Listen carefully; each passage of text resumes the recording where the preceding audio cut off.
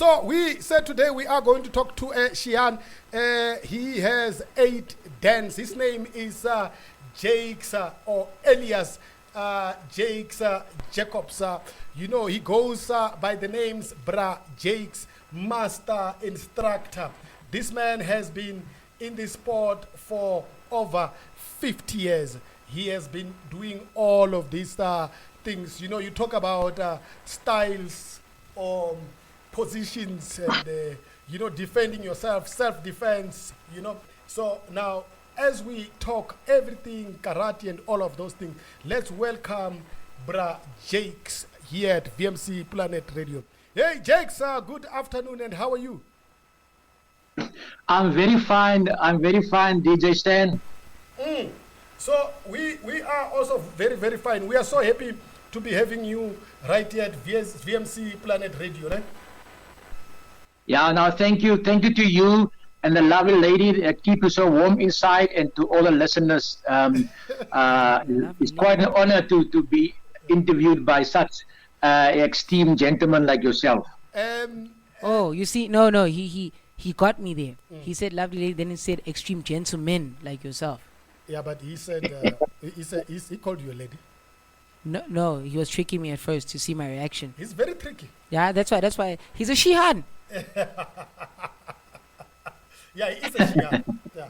He's a Shihan. Yes. Yeah. So it's a martial art qualification, and this cannot be bestowed to just about anybody. Anybody, yes. It has to be somebody. When they call you a master, right? They just don't say you are a master. But let me tell you a little bit about Bra Jakes, right? Jakes is somebody that I know very well. Né? He's very confident. That's the first part. Secondly, he's very self-assured, right? So when you are with him, you are actually reassured yourself. Now, he is actually celebrating 50 years in karate. In fact, he celebrated on the 7th of February. So when you see him, you just don't call him Jakes, not because he's gonna kick you, although he can. although he can, but it's because he's so very disciplined. Yeah, you see, if he didn't add the first part of although he can, I'd be fine. I wouldn't think about me getting beaten up. Okay, so let's talk to Jakes, the gentleman, right? So Jakes, you are a gentleman, and what else apart from being a gentleman? You put me in the corner there, DJ. You put me in the corner. You put me in the corner there. But thanks for saying those nice things to me. It takes time. It takes time, years, and hard work to be recognized worldwide with all these titles. You understand? It doesn't, as you rightfully say, it doesn't fall on your back just overnight. You work for that. And I've done my bit in the karate community in South Africa. I've been on national circuit, international circuit. So, I work in karate, and at the moment, what I'm doing now, I just try to mentor the next EJ or the next Jakes or the next generation. So let's before we even get there, are you a disciplined person? Of course, yes. Of course. Sometimes you say that karate is a disciplined sport, but once the guy leaves the club or the dojo, then he acts differently, you understand. So you get these guys that are doing karate like a hobby. Yes. And those guys are doing karate twice a week, once a week, and then they claim to be these masters. I'm doing karate every day because it's a way of life. Okay. Now you can't just say I'm a DJ and you don't eat and sleep DJ. You understand? So if Stanley is a DJ, it must be when you wake him up, you must know where to press the buttons on the machines. Oh, okay. Now before we even get to that part, right? Let's talk about something else. Do you watch movies? Yes, I watch movies. Yes, I watch movies. Yes. Okay. And sometimes you can see it's real, and sometimes it's not real. So wait, there are parts that honestly, I know that in movies not everything would be real, but some of the moves depicted in the movie are deadly, right? Or fatal. Yes.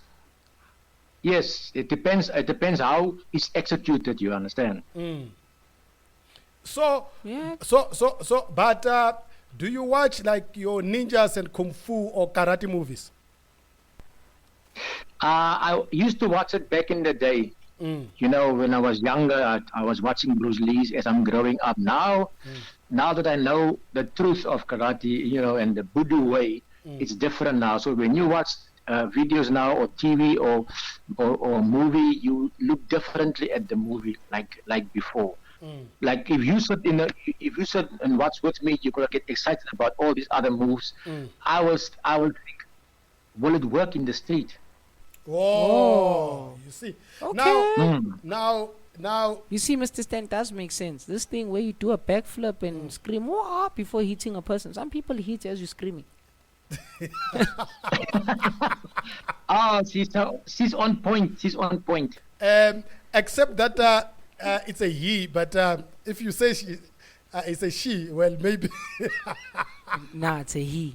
It's actually a he, Jakes. With you. Yes. No, he's just very. Oh, my humble apology.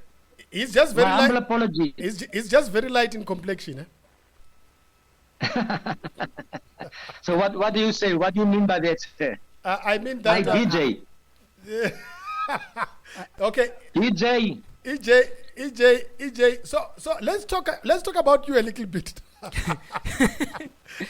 We don't want to offend Vision. His name is called Vision. Now, Jakes, let's talk about you, how you were raised, where you were born, and what brought this love of karate.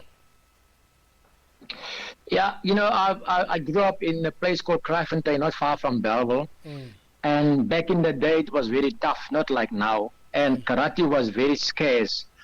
And black people at those days, black people didn't do karate because they don't know where to go. And then if they find a place, it was very expensive back in the day. And then to travel to these places where you train in these gyms is very far. So I had to make use of public transport, the trains and so forth. So when I started in 1970, you can understand that this thing was very secretive. So you can't just go and start in the dojo before the masters and these guys check you out.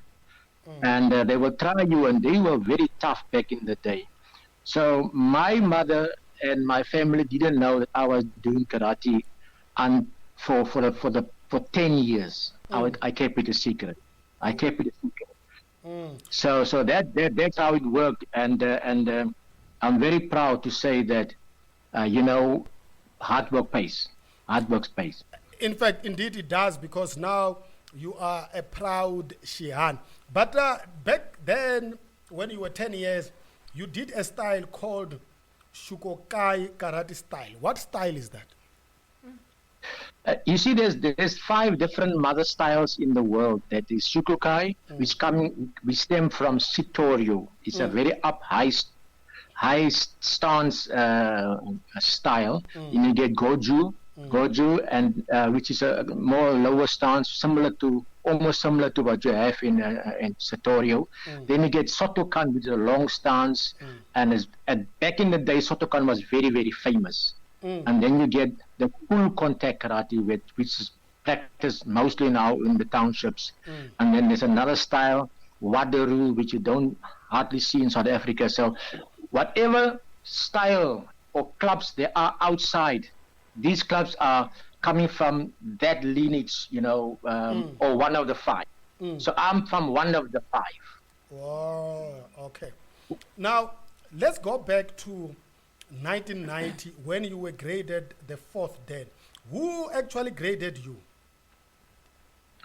Well, we had a Japanese. He resides in America. He was sent by his master to America to grow the style in America. His name was Shigeru Kimura. So Kimura at the time, He visited South Africa, and when he came here, he looked at me and he said, I've been seeing this guy for many years. Okay. So then he graded me, and I received the results at 5 to 11 at night. Why 5 to 11? Yeah, everything settled down. They take their own time, you understand, because on the very same night, they appointed me as a member of the master panel. And I'm very proud because it was done by a Japanese. Ooh. Oh, exactly. Now, in 2007, you received your 7th dance, a black belt. Yes. Yes. So what happened? So then, after this Japanese, the one that graded me to fourth dan, he passed away, and after he passed away, I joined his friend from Japan, and his friend is Takeshi Matsuyama. He came to South Africa many times. I went to Japan and I trained in his dojo, and I was the most senior person outside of Japan in his organization. So I was the one that helped establish the style because he also started very young. So I was part and parcel, try and establish this man to become a world leader, so world recognized. So in 2018, you became a Shihan. How did that go? No, I'm a Shihan. After my 6th dan, I'm a Shihan already. Oh, yes. So in 2018, things have changed. Now I'm totally on my own. So I'm the founder of my organization. I'm the founder of my style. So what I'm doing now, I try to do my own thing. Oh. So things that work for me. After all my studies, I said, this guy do this thing this way. It might work, it might not work, and the other one is doing it this way. Maybe. So I put the two together now, and I said, okay, let me try this. This one works better. You see, when you are instructor, you are instructed by somebody, to do these things. Now, once you become a teacher like myself, now I teach the instructors. You understand? Okay. I teach the instructors now. Just to ask, Mr. Jakes, how Yes, Vijay? many black belts do you have? Myself Yes. or my students. No, Myself, you. I'm an 8-degree black belt. So you have 8 of those. 8 years. No, that takes time. Now I know. you are a master who teaches instructors. Right. Yes. How did that one came about?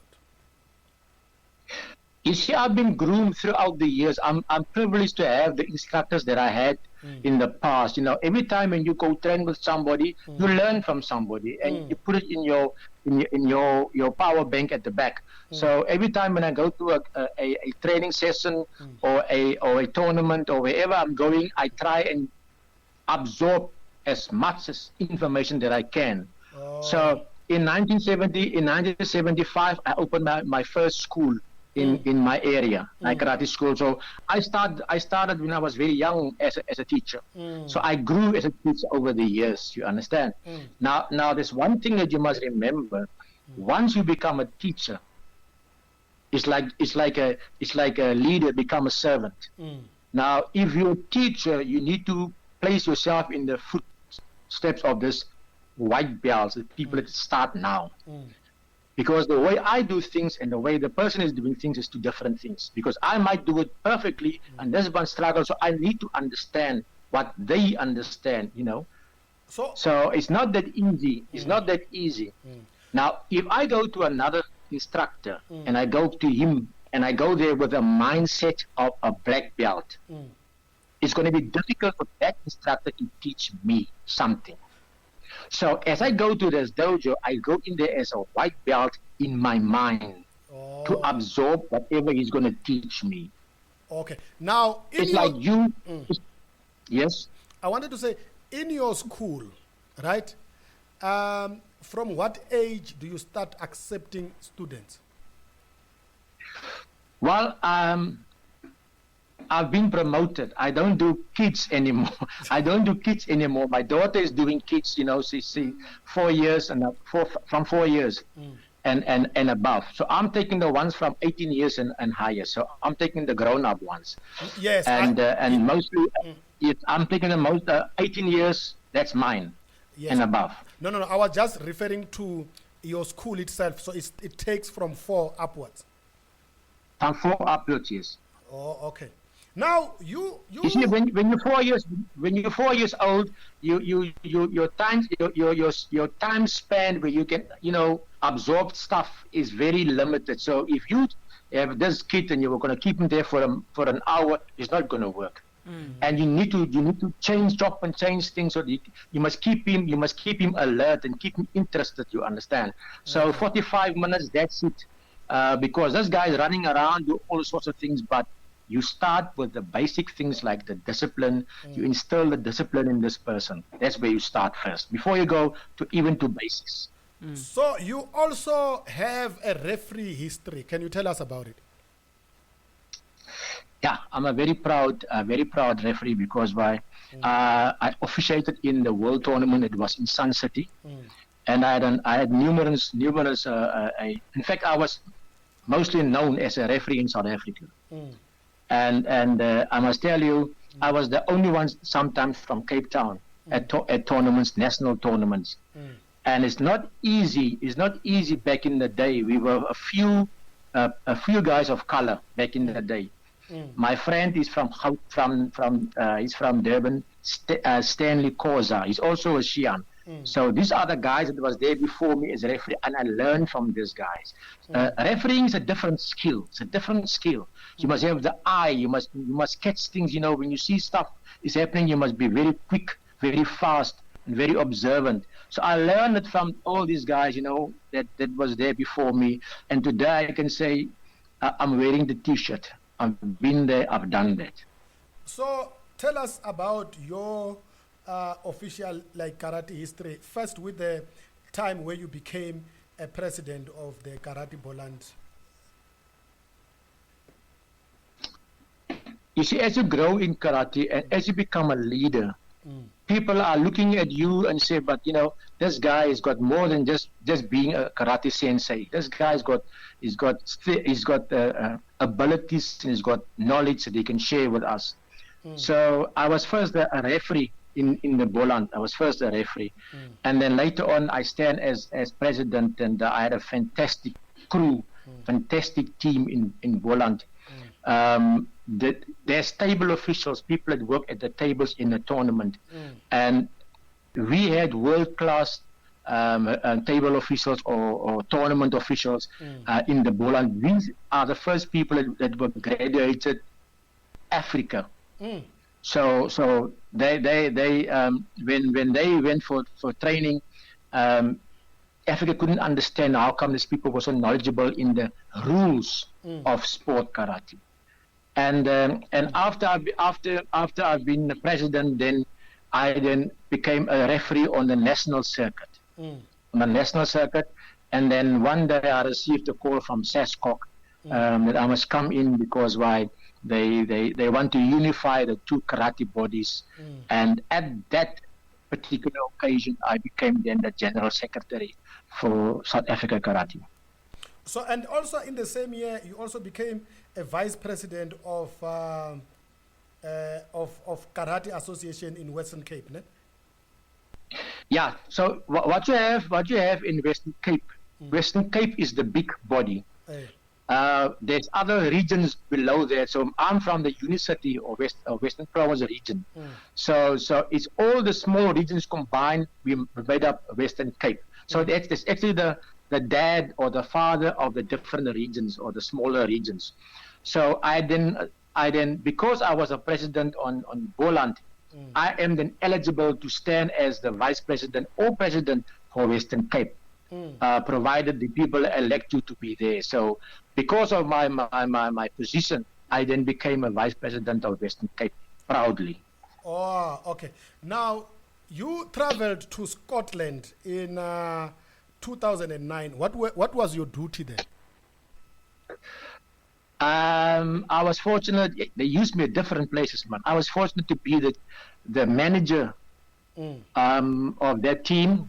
No, I was not the manager. I was the secretary. I represented the country at the international meetings, where they discuss worldwide issues. They discuss the Olympics there, and they discuss development, and they discuss recruitment of other countries. So I was there to represent the country. So now, when you go to tournaments, or when you take some of progenies to tournaments, right? What is it that is required of them in the way of diets and what they have to drink as well? Fortunately, what we have in a national federation is there's compartments. So there are people that do specific things, you understand. So, and we don't cross the lines. What we are doing, we have people, we have a manager of the team, he's looking at the diets and things. And then we have coaches. There are coaches. And then I am, I was in support because I was the secretary. I'm supporting them. I must make sure there are funds for them to support them. I must make sure that the tournament travel, the guy that organized the tournaments, he did his job. So the buck actually stopped with me on accountability. Oh, okay. So the issues of drugs and all of these other substances are actually not allowed. Of course, yes. Now they test you. They test you. You must make sure that you clean before you leave. Before you leave the source. In world tournaments, they can call you anytime, and they can test you because we part of the World Karate Federation. South Africa is a member of World Karate Federation as we speak. Now, if you go to these tournaments, then they will call you in through your coach and say, we want to test this person. He's either he did something spectacular or this guy is whatever. They test you like in athletics is the same. Oh, okay. Mr. Jake, to ask, what type of Yes, discipline and training regime would a person need to get to the level that you are at as being a Shihan?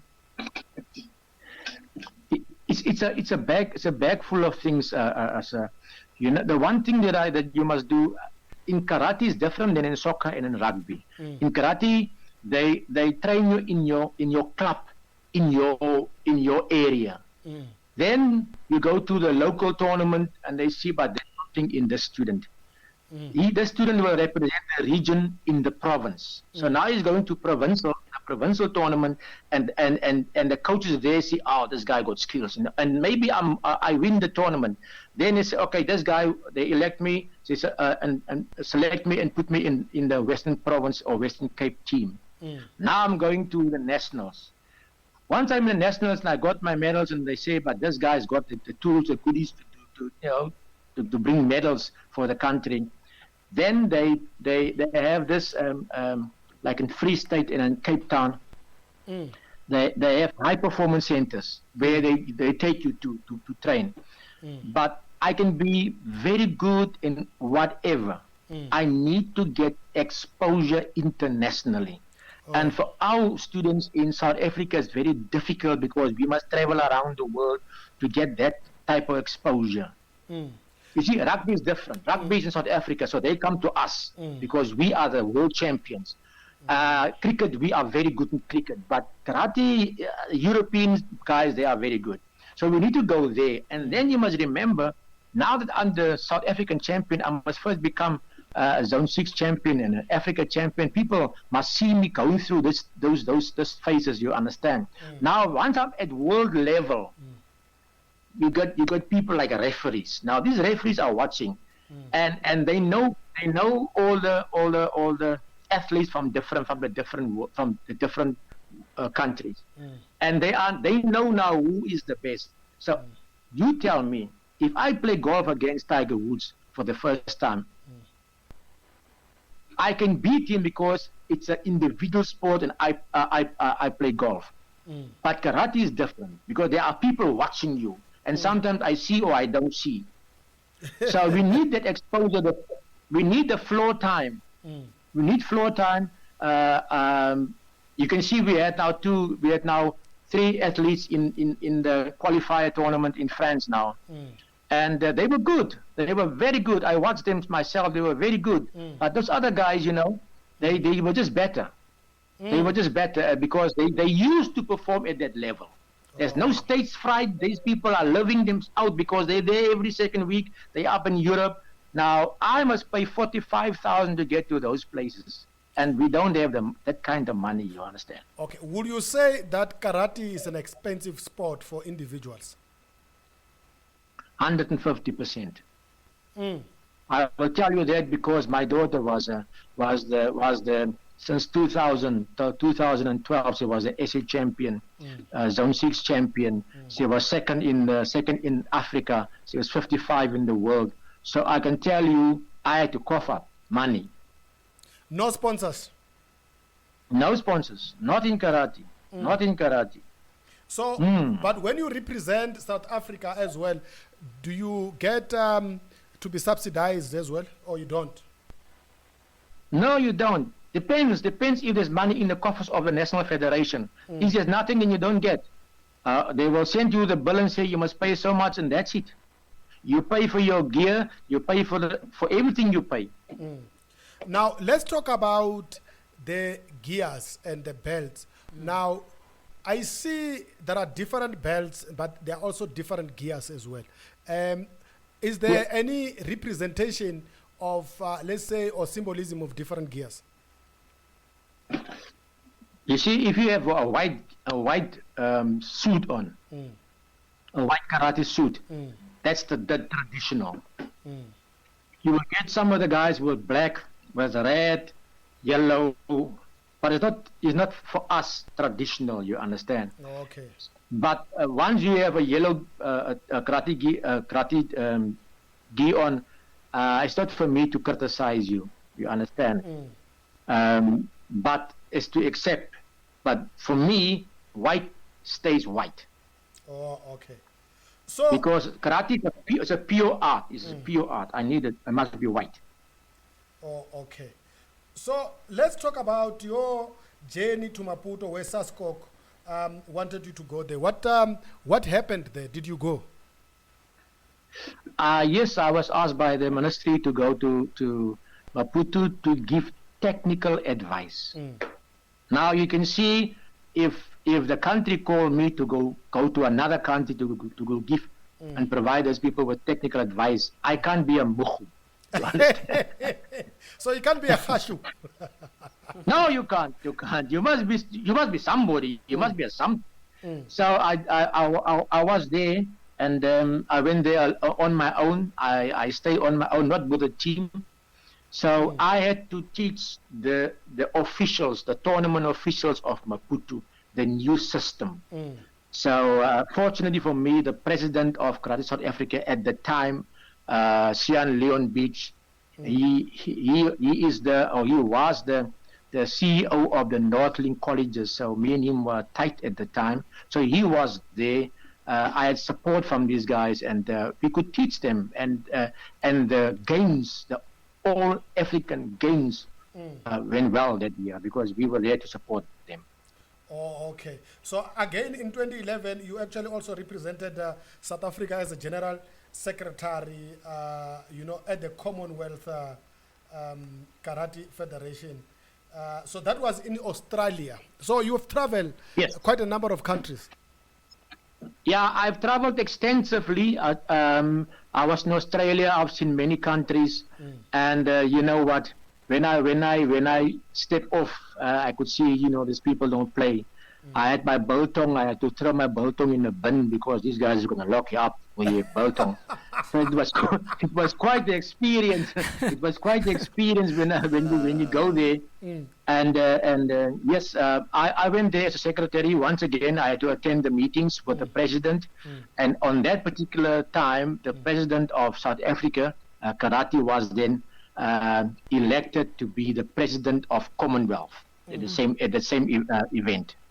What was some of the funniest culture shock that you witnessed? You know, when I went to Japan the first time, I think I was the first time when I went to Japan, they were they look like they are very cross. You know, when they look at you, they don't even see you. They don't smile, nothing. They were very traditional at the time. Now, when I went there, over the year 2007, 15, 14, it's totally different. They've got now red hair, they short teeth, everybody's got on their cell phones. I couldn't believe what I've seen.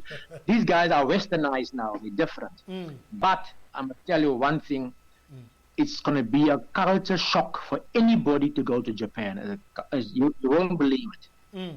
So once I was walking with my friends at the World Tournament in 1994 at the World Tournament. We were walking and this guy was smoking, and he threw his butt in the road, in the street. It was not his work, not his job, not his job, because those guys don't play with you. You can't touch ladies like you touch ladies in South Africa. No, you can't do that. There's a lot of taboos in Japan. If we went to shower. Now you must stand in a line. You wait. We talk about social distances here now. Those guys had it since day one. Social distance. So you stand in this line before you can go into a hot pool. You must first wash yourself. And after you've washed yourself, you then shower. And after you've showered, then you can only get in that pool. So these guys, they are very, very disciplined. I was saying to them, if you can take a plane full of South Africans there, just to stay there for 1 month, they come back, they will have a different outlook in life. Very, very much different. So I had a couple of shocks. I've been to India, which is very much relaxed, very different. I was there now in 2019 when I was there. Totally different. You can't tell them what you want to eat, and they give you hot stuff. You won't sleep that night, and after you get up in the morning, you don't dare to go to the toilet. So it's the food that they eat is very dangerous for us in South Africa. But I must tell you, it was a pleasure, going around the world and see the different things, different countries. Once you land in South Africa, it's like a different. The air that you breathe is much different. You long to come back home, you long to speak your language, and I went to America. Me and my friend, we went to the World Tournament in '96, and we were seeing all this lovely, like the Beyoncés and these people, on TV. Maybe we can meet them there, and hook up with these people. When we got out of the plane, you look like we in Soweto or here in Guguletu. And we were looking for those ladies. We couldn't find these ladies. We went then to New York, and I was saying now, and maybe these people are, they have them somewhere in the place and call them up, and then when they do these videos, they're all in one place. But it's another shock in America. The one shock that I had in America is that the Coke was $5 at that time. Now, if you want to eat, you need to work out your money. You can only eat slab chips and Coke. That's it. Remember, you must fund yourself. So it's very expensive in other countries. Very, very expensive. Australia, Singapore, and in Europe, very expensive. If you go there with your hand, it means nothing. Okay. You will become a bergie there. So, speaking about the food, were there any types of food that were presented to you that you thought, this I can't eat, this I can't, and some where you're like, yeah, let me jump into that? Now the ones that I eat in Japan who lives in the water, I can't eat those ones. Yeah, no. My food must be fried. My food must be fried. Yeah, we are having a conversation with Elias Jacob. He is a Shihan. He is somebody that does his job of karate very well. He is actually a life president. He was a vice president for a period of 4 years. He represented his country in different countries in the world. He has traveled extensively. You know, I nearly said extensively, you know. I was waiting for you to realize. Yeah, you know, extensively, you know, because, you know, sometimes it's a... I thought it was a new word for the vocabulary. Kevin. I wasn't going to say you wrong. So were you left perplexed with the word, or... Not really perplexed, but I was just watching and analyzing what's happening, because I didn't want you to abash me if there was such a word. But I think I'm the one that was going to stand akimbo and abashed. And, you know...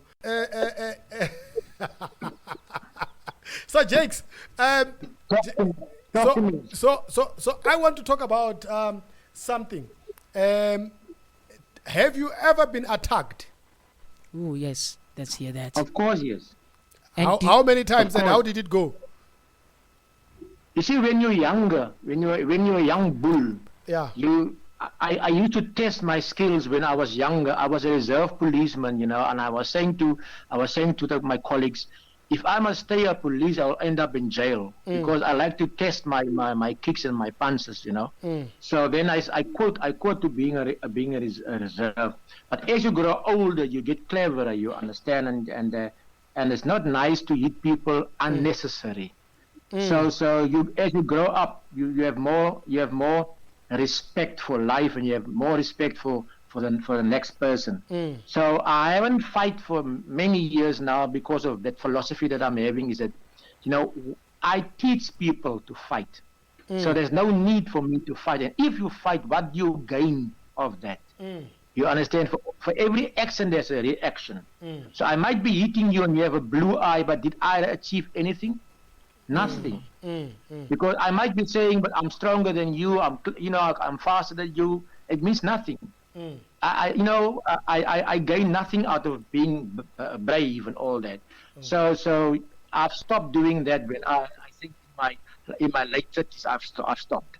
Have you ever attacked somebody? Myself? Yes. Yes, I've attacked somebody. You must remember, once you attack somebody, you must expect something is coming from this guy. So if you're not prepared, then don't attack, because you might be embarrassed, you understand. So when you attack, you must make sure you go in there, guns blazing, you put him down, you know, you arrest the situation, and you walk away. You will. But what will be a reason why you attack somebody yourself?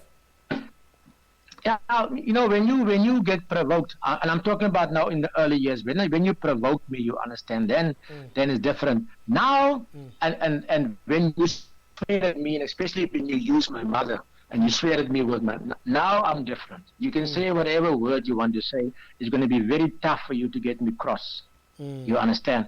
But if you overstep that boundary, you must expect that you're going to be on the floor. So, because karate has taught me not to play. This is a plaything. Once I'm out there and you provoke me and you want to hurt me, I need to defend myself. I make pretty sure that you're going to be on the floor. I'm not going to stand there and dance toe to toe with you, because I don't know what you have, but I will surprise you. So let's talk about self. What is it that we call? Is it self-protection? When you protect, is it self-protection? Self-defense. Self-defense. Yes. Self-defense. Yes. Yes. You see, Vision, you know this thing. You see, karate is a good basis. When they start karate back in the day, it was because the Japanese, they wanted to defend themselves against oppressors. You understand? So it was pure a self-defense thing. Now lately there's a sport leg or a sport side of karate, but when I go to the street, I need to know what tools are in my bag, because I train over the years, and every time when I have a new technique, I put it in my bag, which I call tools. So I will take out the right tool for the specific job. If I must give you a blue eye, I won't kick you a blue eye. I will punch you a blue eye, because the punch is the right tool for the job. And if I can see that I can arrest a situation without punching or kicking, then talking will be then the tool. You understand? For me, it's to avoid fight. Fight. It's much better than end up fighting, because there are consequences when you fight. You might lose the fight. You might lose, and then you're not that hero that everybody thinks you is if you lose. You understand? When was the last time you lost? Well, no, I haven't lost a fight. What happened is they stabbed me in my arm as I blocked. They stabbed me with a knife, and I had to go to court for that. And fortunately, I won the court case. I was there 7 times for this guy, so I won the court case. But that time I was young. I didn't play. If you come to me, then I'll kick you. Right? I don't even use my hands because my hands were too precious, so I kick you. Now it's different. The laws now, the laws is different. Now I might kick you, and tomorrow I'm sitting with COVID. You understand? So it's different now.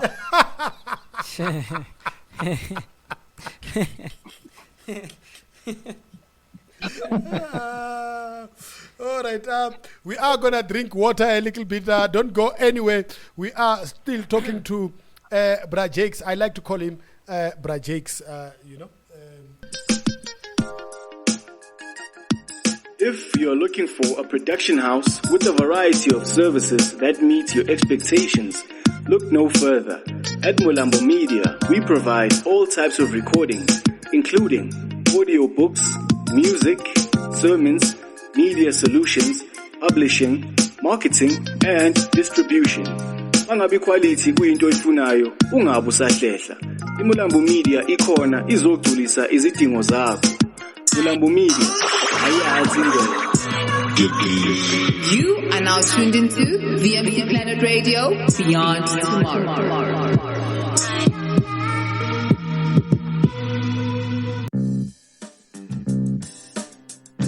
Ingabe grade 10, grade 11 noma grade 12, lokho akunkinga. iVMC Academy iyakwamukela. Sinezifundo ze-IT kanye ne-media, sine-technical support, software development, sound engineering, film and TV production, advertising kanye ne-journalism. Ukwazi kabanzi noma uthola imininingwane ethe xaxa, shayela kunenombolo u-011 051 5155, 011 051 5155, noma uthumele i-email kuleli kheli admin@butlarimarketing.com, admin@butlarimarketing.com. VMC Academy, creating employers and employees. We the SA, we evolve every day's drip. This is an advertising agency that advertises upcoming businesses, new local music and job opportunities on Facebook for absolutely free. Be on the lookout for our new clothing range, which is dropping out soon. For more info, contact us via WhatsApp at 0646830881. Facebook, We the SA. Instagram, WeD_SA88. Twitter at WeedSA88. We evolve every day's drip. Weed SA.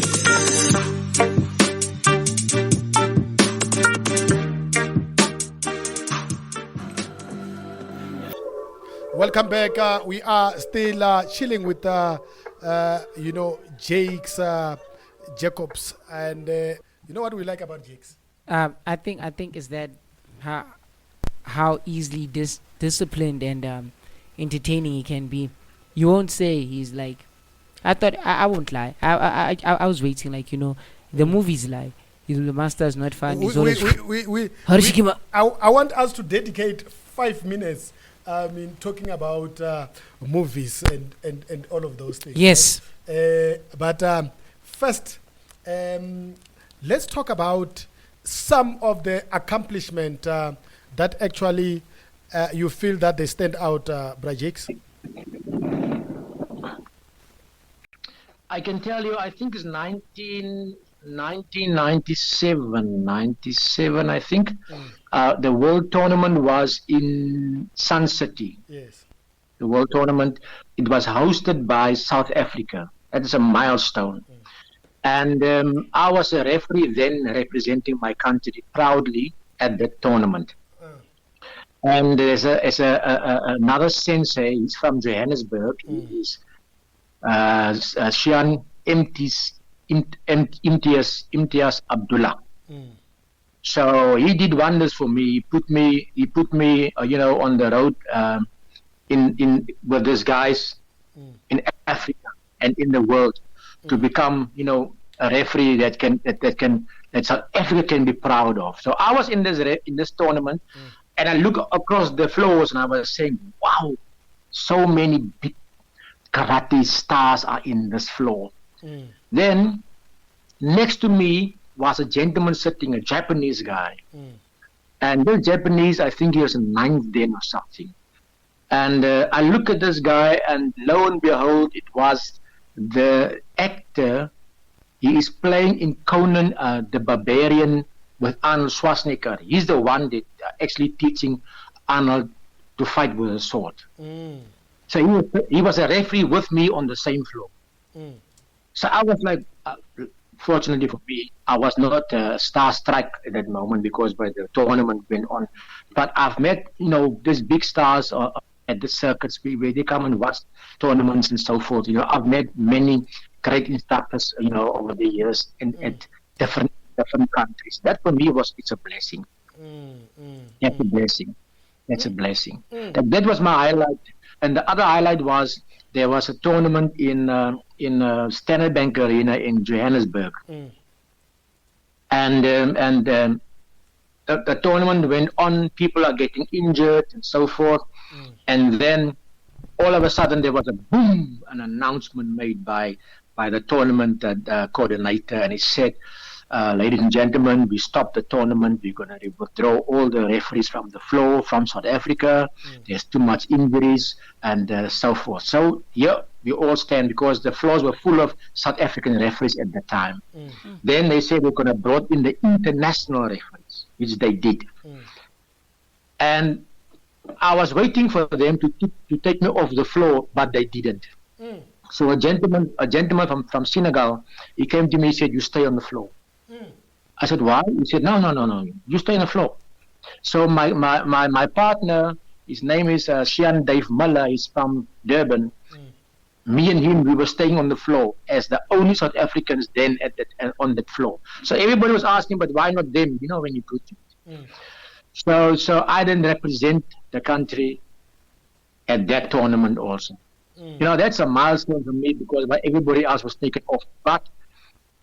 And after these people were refereeing the international guys, actually more people got injured. More people got injured. But, as you go along, I've met some amazing referees in the country. And I was taught by an amazing referee. He's from Johannesburg. His name is Saki Low. Saki Low is now a pastor, and he showed me how to, move my hands, how to do this, how to do that. I've got good memories of good referees. There's a gentleman in Gauteng also, Malcolm Dorfman. He's now the leader of his organization in South Africa. He's also the vice master in karate in his organization worldwide. I've been blessed by all these people, you understand. So I've got a guy in Cape Town, he's there now, black belt. He's the one that helped me was coaching. His name is Shian Peter Brandon. There's a lady, the most kept lady in South Africa and Africa. She's there. She's from Peru. Nelly Kleinsmith. Those people, they gave me the theoretical knowledge. They helped me. I was groomed by great people.